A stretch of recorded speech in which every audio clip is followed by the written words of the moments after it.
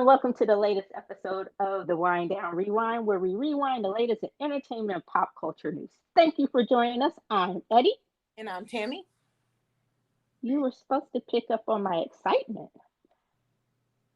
You sound like, how are you doing? I'm good. Oh, so you are excited. I mean, I'm good. You're excited to get to the world is, a shit show?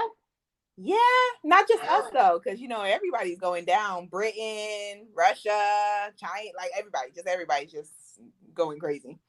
Okay, so working title. We might change it by the end. The one where the world is a shit show.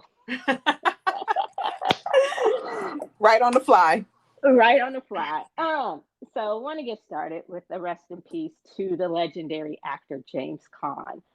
He was star of The Godfather. Have you seen The Godfather? I can't remember if that's one of the ones that breaks my heart. So I always just kind of No, it's Goodfellas. I haven't seen. I saw The Godfather. Okay, he was Sonny in The Godfather. He was also in Misery. Did you see Misery? Nope. You have not seen Misery? Never even heard of it until he died. Oh my God. My child, what am I going to do with you? Forgive her father. I know you haven't seen Brian's Song, which is an older movie about Brian Piccolo. And Elf. You've seen Elf? Okay, take that as a no. What about Las Vegas, the TV show? Take that as a no. And I'm just going to go ahead and say you have not seen The Killer Elite because that was an old movie too. So rest in peace to the legendary James Caan. Also, Tony Sirico, I hope I got his name right. Paulie from The Sopranos, he passed away. And also want to send condolences to the people of Japan. Their former prime minister, Shinzo Abe, was assassinated. He was shot at a speech he was giving. And it's something when because violence like that doesn't happen often in Japan. And I was watching the news as they were talking about, and they had a reporter on the scene, and he was saying, as he was talking to the people, one of their immediate responses was, "This doesn't happen here. This is not America." I was like, "Oh, damn!" Like, throw the shade, baby. Throw the shade. I love it. I was just like, "Fuck," but. They have a point because just last week, 4th of July, the shooting in Highland Park, it was horrible. And of course, you have this crazy ass dude.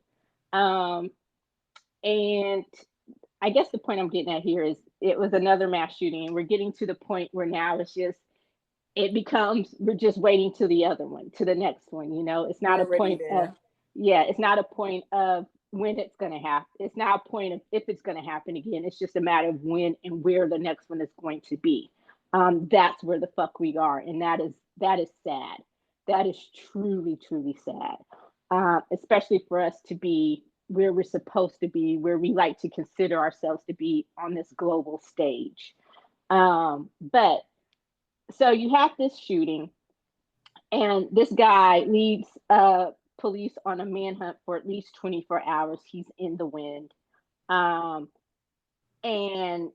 then you have, and they capture him alive, of course. So he lives to tell the tale and talk about how he confessed to doing this and how he also had another one planned for Milwaukee, for Wisconsin. And on the flip side of that, you have Jalen Walker, who was a DoorDash employee from Akron, Ohio. He flees from a traffic stop, and the cops light him up with 80 rounds, 60 of which actually make contact with his body. And when he arrives to the medical examiner, he's still handcuffed. So I'm going to lead you to speculate about the difference between those two cases, and just say that this is America. So yeah, like I said, this is the one where it's all a fucking shit show. And Uvalde is a clusterfuck, and the cover up, they're trying to cover it up, but a report just came out about how if the police would have just done their fucking jobs, then that could have been truly avoided. Like there's so many times they had that shooter in their sights and they did not take the shot. They did not act. And so yeah, like I say, it's just certain people. Yeah. So that's where we are. Britain, they're losing a prime minister in October. Boris Johnson is finally on his way out. But I guess he accomplished what he set out to accomplish was Brexit, which has totally fucked them and their economy over. The lies he told about Brexit. So he's leaving that country in much, much, much worse shape than he found it. So Yeah. they're going to have a hard time climbing out of that, whoever their new prime minister is going to be. It's what happens when you believe crazy old white men who used to be reality TV stars believing in conspiracy theories, and you elect them to the highest offices in the land to taint you and your country and their legacy with its lies.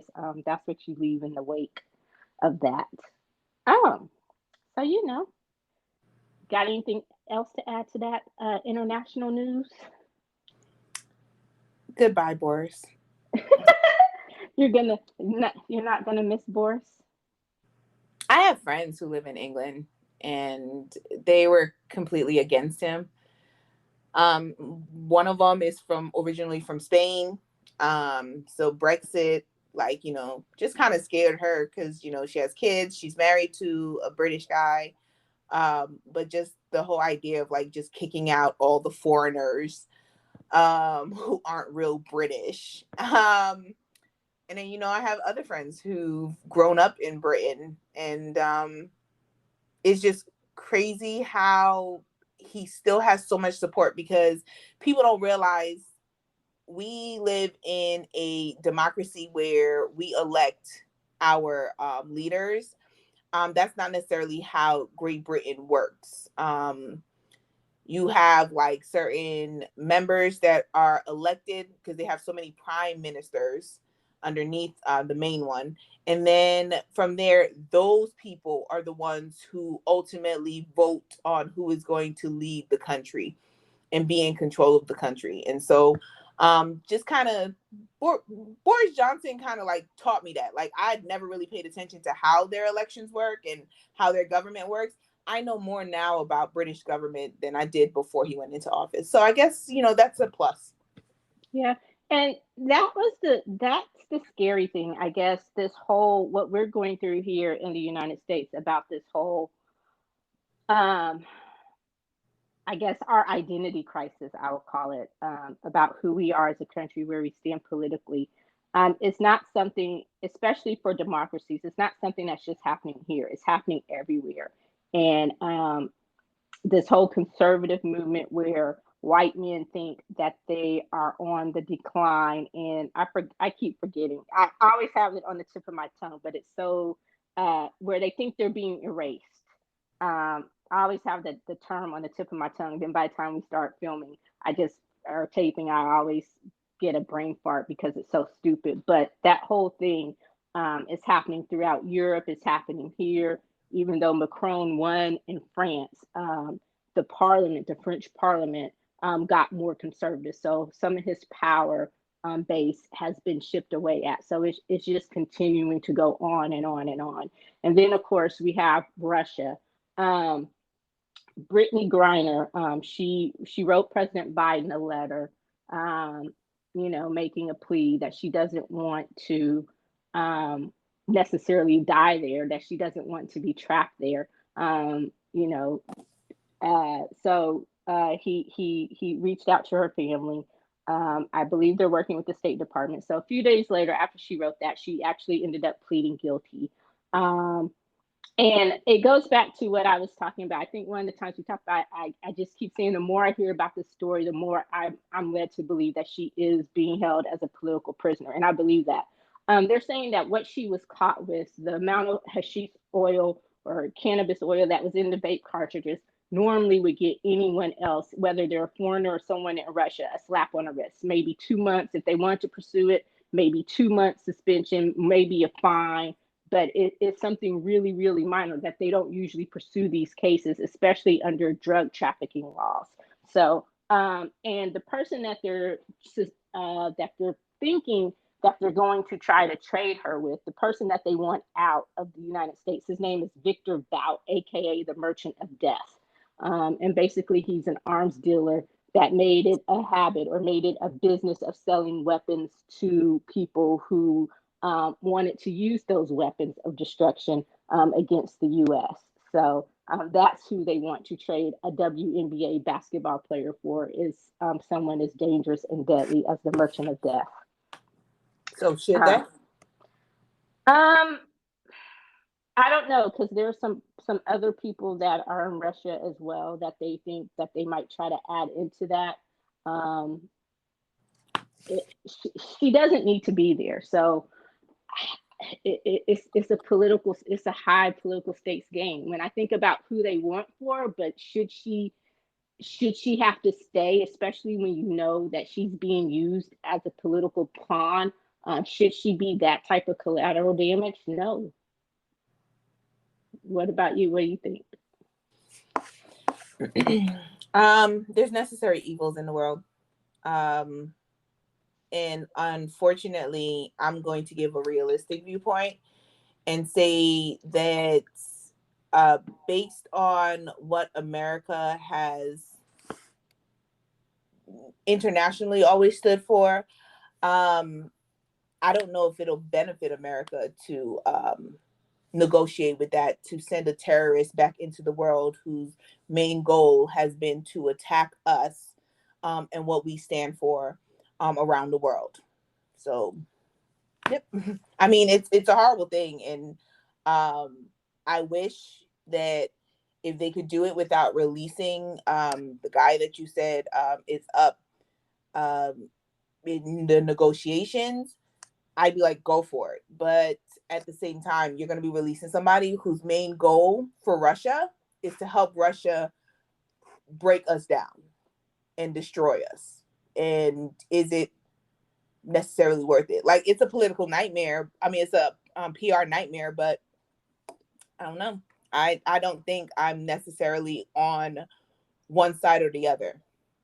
Yeah, I'm more on another side, and it's an unpopular side based on the PR of what's going on and what's happening to her in Russia. I definitely get it. It's a sad thing, but I guess this would be the point where it's a hard decision that, thank goodness, I've never gone into politics, so I'll never have to make.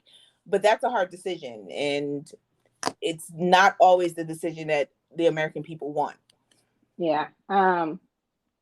Yeah, I can't say I disagree with you. Like I said, this if that's the person, like who, because my first thought is, okay, so far this is speculation. This is the person that they're assuming, because for the guy, there's another prisoner release, and we sent a drug trafficker back to Russia for him, and this just happened a few weeks ago, maybe a month or so ago. Um, but so I'm like, ugh, like, is there someone else? Because yeah, I can't say that I necessarily disagree with what you said. It's a decision that I'm glad I don't have to make. I do know that she shouldn't be in this situation that they did, and they are continuing to use her as a political pawn. Um, but yeah, if that's the guy, yeah, yeah. Um, Speaking of trash human beings, great segue. Elon Musk is back in the news.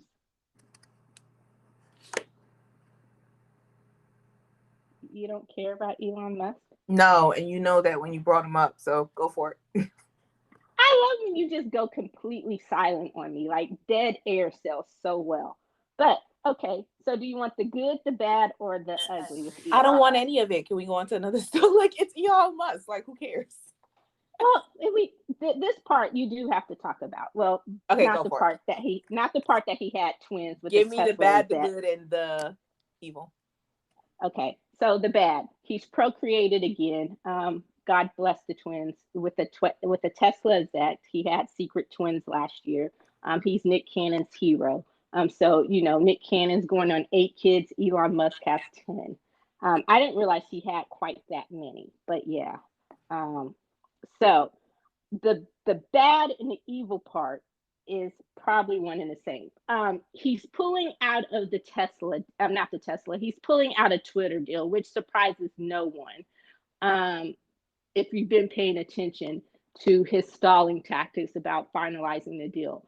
But what he's doing is basically effectively, I won't say castrating Twitter, but it's putting the company in a very dangerous type of financial situation. This because no one wanted him to buy Twitter. I know Twitter users weren't the majority of Twitter users weren't happy about it. The little stupid ideas that he would throw out about how he wanted to make it like the next TikTok and how he wanted to do all this other stupid shit. No one was really excited about his quote unquote genius ideas to improve Twitter or to make Twitter better. Um, so the stock went down when he first announced it. They lost a lot of top execs when he first announced he was buying, and then Twitter finally agreed to let him come in and buy. The company morale is down. They just announced that they were laying off people until the deal went through. There's also a hiring freeze now at Twitter, and the stock is continuing to go down. And so now he has to go to court. So they're going to court, and it's going to be this long, protracted legal battle. But he's supposed to pay $1 billion for opting out. But the way he's opting out is that he's saying that Twitter was not honest about bot accounts, which they've always been honest about the bot accounts. So it's just a mess. So just like him, it's a mess. But yeah, that's Elon Musk. So I will ask you this: are you excited that he probably won't be buying Twitter? Is that? I mean, I think that's the bright spot in this, that he I probably don't won't. care. I don't care. I don't care. I don't care either way, because I mean, at the end of the day, if he was to buy Twitter, we couldn't do anything about it. He's deciding not to buy Twitter. It doesn't affect my life. Like I've never been. Like in the beginning with the whole like controversy, yeah. But now I'm over Elon Musk. That's why I was just like, go ahead and tell the story. But I'm so over him. Like if we never do another story about this man, it would be the best time ever. Like I'm just so over the nonsense of him. I agree, but he keeps doing shit that makes like the twins part aside, no, but that was just an icebreaker to get into the ridiculousness of him. And I'm with you. I wish he was someone that we could just fucking ignore. The fact that he's the richest man in the world doesn't impress me at all. It doesn't give it to me. It doesn't have like a lot of people bow down to him or give him some sort of fake reverence or respect because of that title. Well, to me, I want to know how much of that is liquid, because part of the problem is we knew he was having trouble raising the $44 billion in capital to buy Twitter. So what's on paper, you having 250 plus $1 billion on paper is actually different than you having that in liquid assets, you know. So I agree. If he would do stuff that you could just fucking ignore, like the 10 kids, yeah, you can ignore that shit. But when you're doing stuff like this with Twitter, then that makes it really, really hard to ignore when he does important shit, important stupid shit, if that makes difference.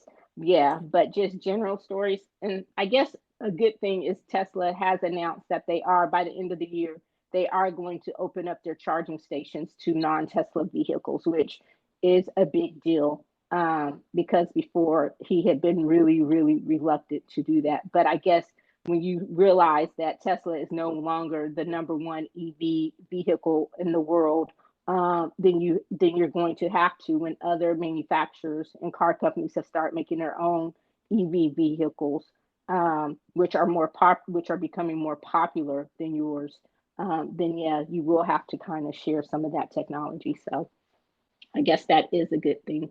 And the way gas is going up, I highly advise people to go hybrid or electric for their next car. Anyway, Um, so speaking of other feckless people, I know you don't want to talk about. And again, this is just to break the ice into the next story. Brent Kavanaugh, he was at a Morton's in Washington D.C. and he had to slink out the back because protesters found out where he was eating dinner. And I guess he didn't want to have to answer to the other horrible decisions that the Supreme Court has made. So the last one, the case to come out at the end of their term, was that they basically castrated the EPA, which is the Environmental Protection Agency. And can you believe that they basically ruled that the EPA does not have the power to regulate climate change and emissions and toxic emissions into the air? Yes. You can believe that? With this Supreme Court, yes. And I mean, the way that they wrote the opinion, I was reading it and I'm like, so who, they said Congress has the right, but not the EPA or some other legislative body as appropriated by Congress. And I'm like, the Environmental Protection Agency doesn't have the right to protect the environment. That's what this court ruled. So yeah. But good news on the court is that Ketanji Brown Jackson was officially sworn in. Yay! Congratulations, first Black Yeah, woman. first Black woman, and that's historical and it's great and it's awesome. But I'm channeling my inner Tammy. So I'm gonna be the pragmatist here. I'm gonna be the realist. It's great. Yay! Give her flowers. Awesome. So excited. But in the real grand scheme of things, it does absolutely nothing as far as restoring legitimacy to this court and preventing for future rulings like that idiot, like all the bullshit that they just ruled on that came out of this last session of the court. Because it was basically a lateral power move. She took Breyer's place, so the court is still 6-3, firmly leaning towards, and I can't even say conservative. I'm just going to say that this court is 6-3 in people who have been bought and paid for by special interests. Um, and so, again, the person sitting in the White House needs to stop thinking about golden days of yore. Stop thinking about um, I don't know, stop thinking about days when things were different. Stop being so fucking nostalgic.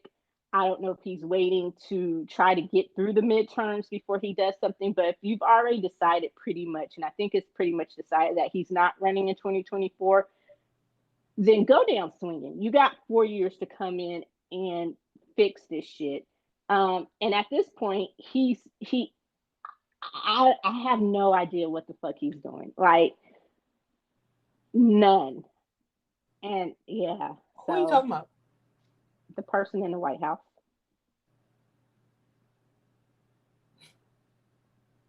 Oh. Like, yeah, Biden doesn't have that much power. People need to recognize that. Also, Democrats don't have as much power in Congress as we think, because more people didn't come out to vote in the states that really matter. Partly because Democrats, of course, didn't advertise it, but we're at a 50-50 split. And if we're really looking at it, we're at a 48-52 split. So people who are saying, well, I came out and I voted and I gave y'all the power so that y'all can do what y'all said y'all were going to do. You didn't technically we didn't give them the power.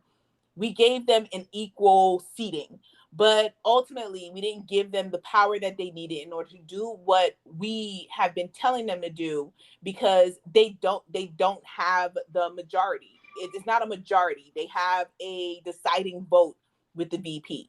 Here's And then, looking at you, Maine, South Carolina, I'm sorry. Kentucky. I said, here's looking at you, Maine, South Carolina, and Kentucky. Yeah, like not Kentucky. Like, come on now, McConnell was never going to lose his race, but but South Carolina and Maine definitely were on the table, and North Carolina as well was pretty close. So at the end of the day, like, Democrats But don't have enough power to do. Yes, they promised us some stuff, But I think we got to be realistic. The power is not at the level that it needs to be for them to do what we want them to do and what we've been And pushing them to do.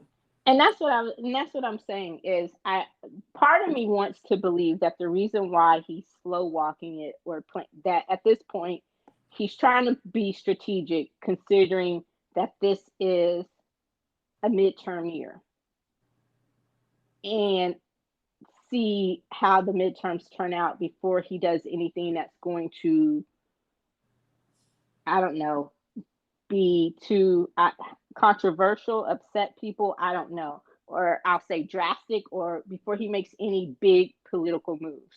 Yeah, that sounds better. So I'm hoping that that's part of the reason. You know, the court situation could be easily rectified because it's just a matter of confirming those judges if you were going to expand it because McConnell already blew up that filibuster and there's no putting that genie back in the bottle. So the courts, that would be an easy fix. I don't know if he doesn't necessarily want to do it at this point because because of the midterms. So that's what I'm thinking. Ultimately, I'm thinking that a lot of these things, a lot of these remedies, a lot of these things that he could fix, that he does have the power to do, he's waiting till after the midterms to get them done or to do them. So that is what I'm hoping. And I'm also hoping that the midterms turn out different, that we do get the necessary power that we need to to fix a lot of what the Supreme Court is breaking, to legislate a lot of things, to get the Congress that we need, especially the Senate, to legislate a lot of things that looks like that they're saying that the Congress is going to have to legislate or codify into law. So we'll see how that all plays out. But speaking of boss moves, women making boss moves, congratulations to Sandra Douglas Morgan. I know you've never heard of her. I've never heard of her until yesterday. But the NFL, the Las Vegas Raiders, have made her the first Black woman president and team president in NFL history. So you go, girl. Shout out to her. She was formerly the chair and president of the Las Vegas Gaming Committee or the Nevada Gaming Committee and all of that. So kudos to her for making those boss moves. And the Raiders have always kind of been a team that that has broken a glass ceiling or gone against the norm when it comes to hiring practices in minorities. So, but yeah, so shout out to her. I don't know that that's going to do much to change the NFL's reputation, but you know, one team at a time, one team at a time. So I hope that she does great things in that role. And another boss move. This one I'm going to title Flex of the Week. Hell, this might be Flex of the Year, or this is a flex move. So, you know, Nancy Pelosi is Catholic, right? Or you didn't know and you didn't care?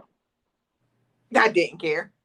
Okay, and you probably didn't. And I really didn't care or pay much attention to it either. But with all the all the Roe news being in, you know, Roe v. Wade making news and all of that. Well, of course she's pro women's choice, you know, and so her archbishop in San Francisco refused to give her communion because of her pro-choice stance and support. And several other archbishops throughout the country also sided with her home archbishop and refused to give her communion. So Pelosi flew to Rome and the Vatican and got communion from the Pope. So, but she's gotten communion in Washington D.C. But I don't think they would. I don't think they did it. They would do it since this came out, and I don't know if if that archbishop refused or not. No, but she got communion. Like they never held her back in Washington D.C. Well, I guess I don't know what, but I guess for all the other archbishops who were saying no, she went over their heads and she got communion from the Pope in the Vatican. So hey, technically she got communion from the church where the Pope was. But yes, is that a boss move? That is a boss move because it wasn't just the church in the Vatican; it was actual the Pope who was there when she got the communion. So yeah, that's a flex. That's like That's like I want to talk to your manager. Like, the manager of the McDonald's, because we were just talking about McDonald's before this. So the manager of the McDonald's that you're in, like the day shift manager doesn't want to hear your case, then the manager of the store doesn't want to hear your case. So you're like, I'm going over your head and I'm going to corporate. That's a boss move. Yeah. Yeah. I say that's a boss move. So that's a flex move. Yeah. I like that. All right. Now, moving on to out of the political realm into the TV and movie news realm. Did you watch Tom Swift? No. Did you ever see an episode? Nope. Why not? Because I'm not a fan of the Nancy Drew show either. This one, it stood on its own. It wasn't. It's not Nancy Drew ish. They don't even talk like. Well, I know, but I'm not a fan of Nancy Drew or that world, so I wasn't even interested in seeing one episode when Tom Swift came out. I like it. It's growing on me. Let me say that. Like it was going through its typical first season, trying to figure its way out. Trying to figure its way. But I liked it. It wasn't bad. It's a good summer watch when there's nothing else on. But of course, the show was canceled, and also it was groundbreaking. Had a gay black lead, so it was groundbreaking in that aspect. But the show was canceled by the CW after one season. Has the full season hasn't aired yet, but in the 5 episodes. And it performed on par with the show that's been on for centuries that no one could figure out how it stayed on the air, Dynasty. And CW generally they do their ratings a little differently because it is the lowest rated network of all the networks. But so it performed on par with shows like Dynasty and I think even Riverdale's first season or something like that. But and so some people are saying that the cancellation was probably due to the fact that Nexstar owns the majority, the conservative media group Nexstar owns the majority stake in the CW when Warner Brothers put it up for sale. Um, Warner Brothers and Paramount split about 25% of the stake in the CW. So, and that kind of also explains why a lot of its other more popular shows were canceled this year, like Legacies and Legends of the Fall. Not Legends of the Fall, but Legends of Tomorrow, and a lot of shows that may have had that had central gay or LGBTQ characters were canceled. Batwoman as well, maybe because of the Nexstar having majority share. But yeah, I like Tom Swift. I think they should have given it more of a chance. It's not a bad show. It's not great. Don't get me wrong. Like I said, it's a good summer show. So would I put it in prime time fall lineup? No, I probably would have kept it as a summer show. Roswell is also canceled. Do you like Roswell? Mm-hmm. It got Yeah. bad in the last season, but yeah. Yeah. Have you watched any this season? I watched the first episode. I haven't caught up yet. Yeah, I watched the first two or three. It's not, and I guess maybe part of the reason why I stopped watching so much is because I knew it was going to be I know it's canceled.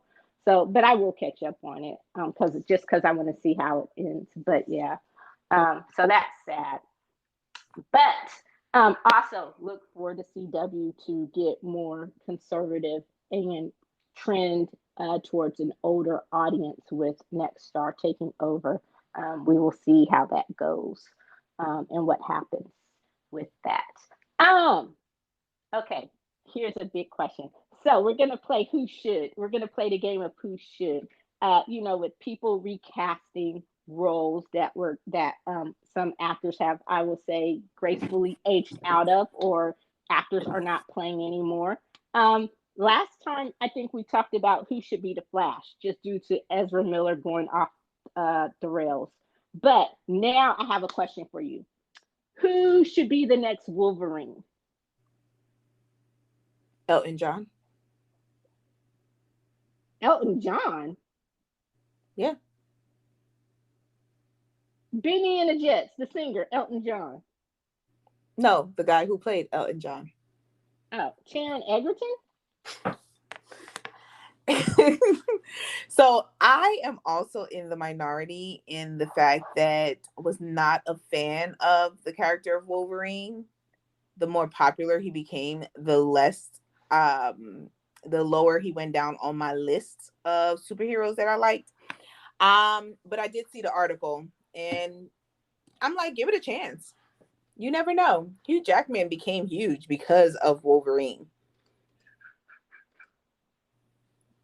That is true. Hugh Jackman did become huge between. I'm not opposed to Taron Egerton playing Wolverine, but I like. I've seen some of the others. Um, what do you think about Tom Hardy? Who? Tom Hardy. No. I'm not crazy about that one. Carl Urban, the guy from the Boys, I know. he plays. Yes, I know who that is. No. That's a no. What about the one I say no to? And I don't know. I saw a list with Danny DeVito. I'm like, hell They're just no. being funny. I was like, no. Luke Evans. I could see that. Too old. You think so? Mm-hmm. Oh, You're starting the franchise over, so you need young actors. Charlie Hunnam.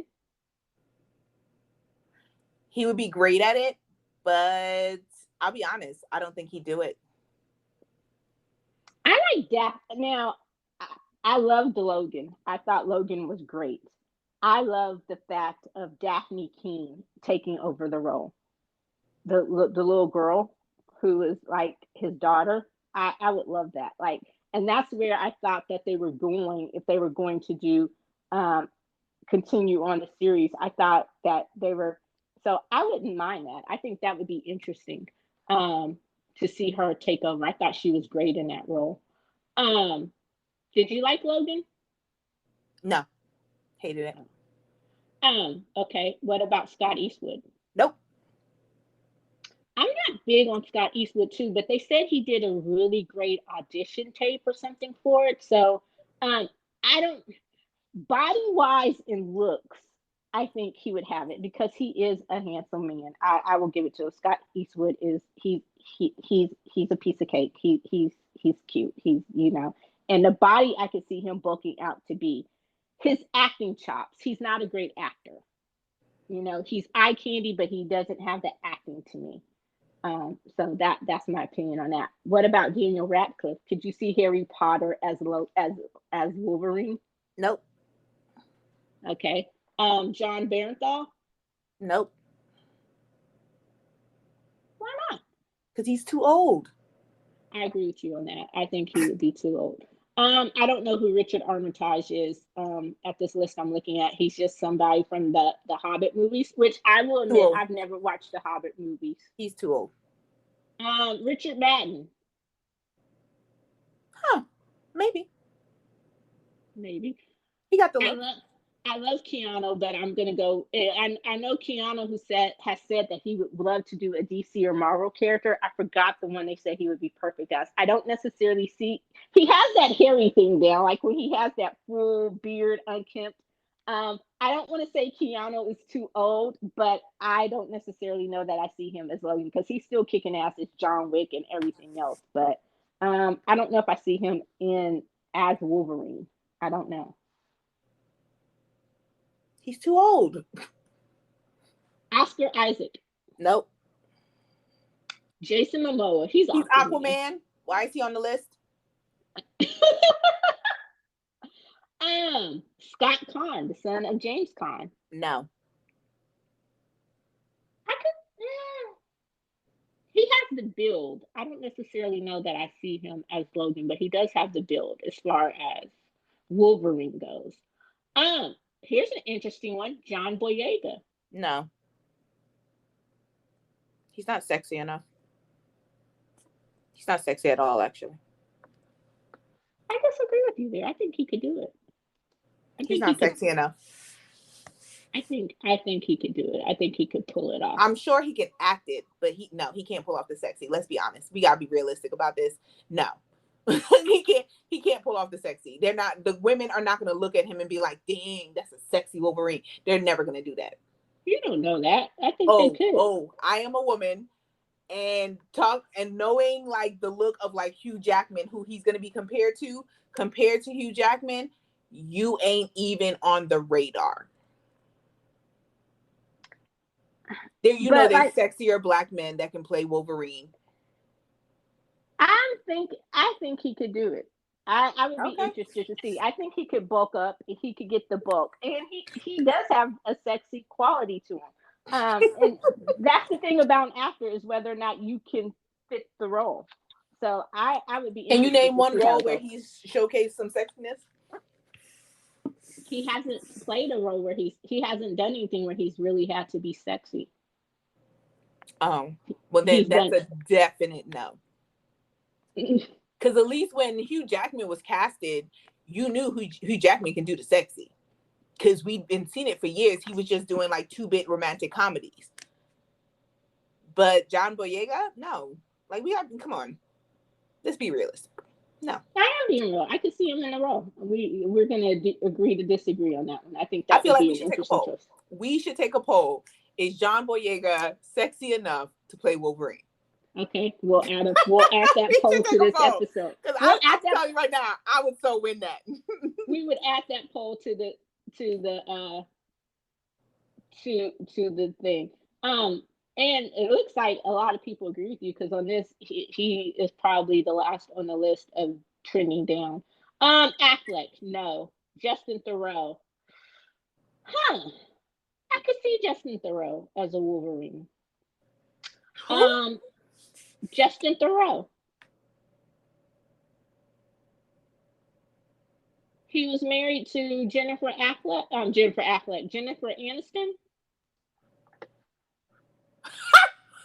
Okay, next. I can see him as a Wolverine. Eddie, you can see way more people as Wolverine than I can. I can. Because you're willing to give them a chance.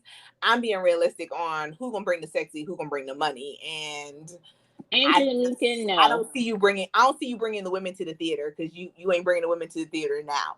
So if you ain't bringing the women to the theater now, I just don't see you bringing them, by playing Wolverine. Joaquin Phoenix. That would be. Fuck no. I mean, if you're taking Wolverine in that art piece lane, yeah, but just, I don't know. Again, that would be an interesting choice. He's a great actor, so I don't know. Wolverine is not being a great. Okay, go ahead. Next. Hey, I'm just saying he's a good actor, and some of it is about your acting ability. It's not just about, Now that they're under Marvel, it is nothing to do with your acting ability. I don't know that. Okay. I think that is it. Is there any? I think all the other lists. Oh, Pablo Schreiber. Orange. He played Orange. He was in Orange. I know he is. Black. Oh. You don't have an opinion on it? That would be a no. Oh, okay. Use your words. Why not him?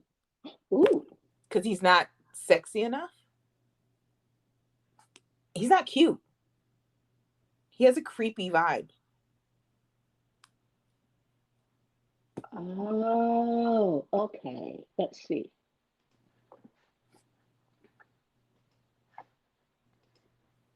All right. I just found the picture of Scott Eastwood. Does this change your mind? No, it won't change my mind. Scott Eastwood is an asshole. Kit Harington. I think Pablo Schreiber could do it. Looking at that picture with the muscles and the beard, I think he could do it. I'm going to let you just flow with that, Eddie. I mean, I don't. I would be really interested to see who they picked. I think Taron Egerton would be a good choice, but there are other people on this list who I think could be quite interesting as well. Um, so I'm more open to seeing people who they would decide on playing Wolverine than you are. Can we? Are we going to say that? Yeah, because Can I got we? the mindset of Hollywood. Yeah, it's all about money, and I'm looking at people as in who gonna bring in the money, and most of the people on that list is not bringing in the money. You don't know that. Again, when let's just put it this way: when Robert Downey Jr. was cast as Iron Man, that was one of the biggest gambles ever because he was not bringing in money as a movie star at that time. So, I mean, But and a they lot needed of a no-name actor who they knew could carry a franchise, and no matter what, nobody can say that Robert Downey Jr. can't act his ass off, and he was sober at the time, like he and was I get that, but it just was like you sold took, on it. but But just he like you took a also chance, he's always had that debonair feel. Like, yeah, he had his drug issues, but he always had that, like, he always had that vibe of Tony Stark. Like, that's one of the reasons why they wanted him to play Tony Stark. He had that vibe. Like, they knew he could play the role of Tony Stark. Now, of course, there were definitely more people on the list, but I mean, that was at the start of Marvel. If we're thinking about it now, a lot of the people on the list doesn't meet it. They don't meet the standards. Like, not to say they're not great actors, not to say they can't play the role, but who's bringing in the money? Who's going to be on, who's going to be the person who can replace Hugh Jackman, where when you watch the movie you're not automatically being like, Hugh Jackman never would have done that, Hugh Jackman never would have done that. And majority of the people on the list don't have that. It's either they're too old or they don't have it. So I'm just realistic on it. Like, I'm sorry, like, I just feel like majority of them don't have it. Like, you can give them a chance, but I think they would be going through a lot of people if they chose some of those people to just automatically replace him. I agree. Some of the people are too old, but I think others. I think if you're rebooting the franchise, then yeah, start over from the beginning and give someone a chance. Who that person will be, I don't know, but you can't go into it thinking of Hugh Jackman did this because you're doing it over again. You're starting over. So I honestly, I like, and that's why I was excited about the prospect of them carrying on Logan um, from the Logan series with Daphne King. I would love to see her get a series, maybe a standalone series, because that was just an interesting take on it. Maybe have it in two different universes. I don't know. Okay, so moving on to the music aspect. R. Kelly gets 30 years. You know, his sentencing came out. That's the only reason why I mentioned that. Ricky Martin. Are you a Ricky Martin fan? No. Living La Vida Loca. He's denying allegations about domestic abuse restraining order in the PR in Puerto Rico. There's really not much to it. Don't know who the person is that made the report, but apparently they had dated like for 7 months. They broke up a couple of months ago, and said that he's had a hard time taking. He hasn't been taking the quote allegedly taking the rejection well, and he's been showing up outside of his house. Although Ricky Martin is still married to his husband, I don't know. So it's kind of sketchy. We'll see how this plays out. Um, anyway, BTS, they were named honorary Korean ambassadors for the World Expo 2030 to help get the World Expo to the city of Busan in the year 2030. They will be performing a concert in October, which is Jimin's birthday month. The Busan Boys will be going home. And I think this is their first concert in Busan in like 5 years. So that should be interesting. Um, and In the Soup, I'm calling it In the Soup, the Wooga Squad version, is going to premiere on Disney Plus. And the Wooga Squad is basically V and his friends, his boys outside of BTS, Park Seo-joon, Che Woi-suk. And Park Seo-joon was in Itaewon Class. I love him. And he's going to be in the Marvels. I can't wait to see his role in the Marvels. Like he was doing stuff when he was in England, filming and stuff like that. Che Woo Sik, who was in Parasite, and Park Hung Sik. I don't know what he was in. Do you know what he was in besides the first movie, the first show they did together? Nothing, Her one. nothing you've ever watched. He's a big actor in Korea, but you've probably never watched anything he was in. Oh wow, that hurt. Why you say it like that? Like it's below me. Like just that. I feel kind of insulted by that. Okay. And singer Peak Boy. So that that will be interesting, and I think it premieres July 22nd.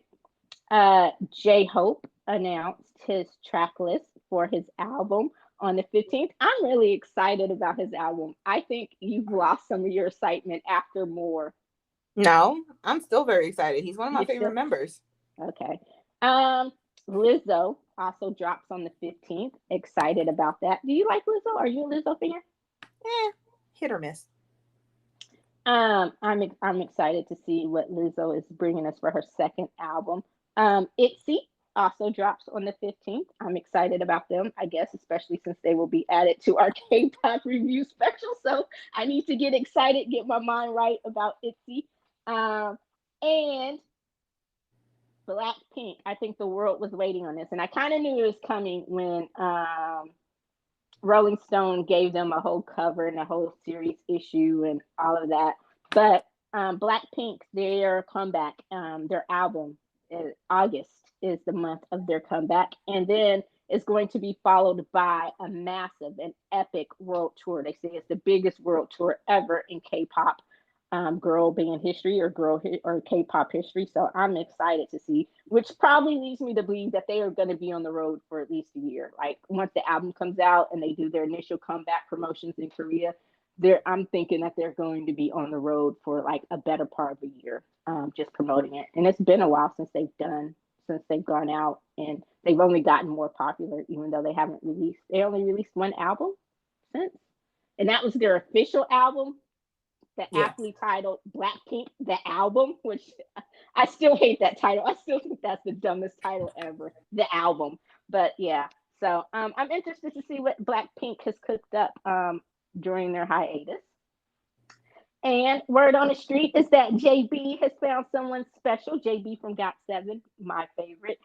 He is dating a special effects artist in Korea. So good for him. They've been together for 9 months. And I only hope now that their relationship has gone public that it doesn't tank it, which seems to be the case in some instances. So I know JB is fairly private and quiet about his social life. So, you know, you got anything else to add?